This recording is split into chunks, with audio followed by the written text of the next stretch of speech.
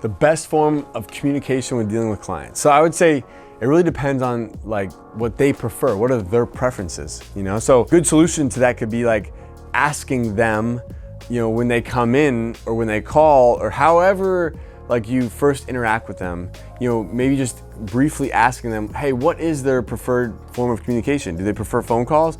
Do they prefer text messages? Do they prefer email? And then communicate via that way. Because I know for myself, I'm like, if you need to get a hold of me, or like if you want a quick response, you know, or if you want a higher likelihood of me like actually getting back to you, then texting is preferred. If you leave me a voicemail, it's gonna live there for a bit.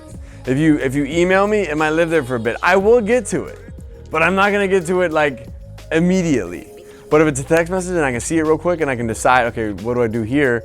Like, you know, I'll call you back in a few. Hey, let's schedule time to get on a phone call. Hey, let's schedule a Zoom chat. I can quickly get through those things pretty fast. And I always check those every single day, so that I know for sure, like that's my preferred method of communication, if like to have an effective conversation.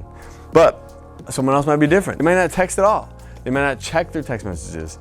They may not have text. I know for a little while, my nurse, she didn't text. You know, it was crazy. Like, and then she finally got it. But for a while, it was hard to get a hold of her because you had to call her, you know, or you had to email her.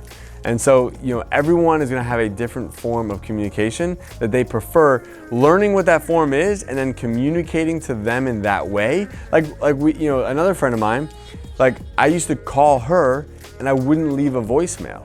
And she would always like, she would never call me back.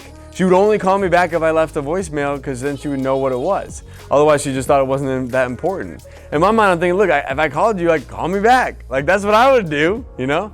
But in her mind, like, that meant that it wasn't important, that I didn't need to call her back.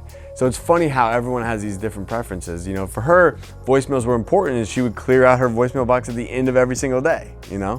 So it's important to understand your customer, their profile. Are they, you know, what age range are they in? You know, if so, like maybe they still have a landline in their house and that's the preferred method of communication.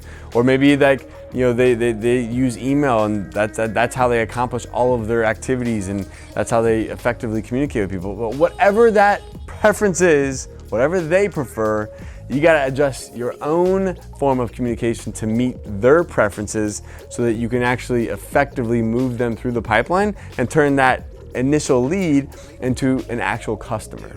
And you're gonna have a much higher success of doing that if you speak to them in their preferred form of communication.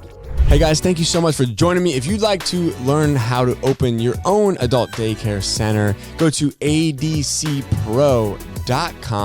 If you'd like the latest business tips, click here, and make sure you subscribe to our channel, click here. We'll see you guys next time.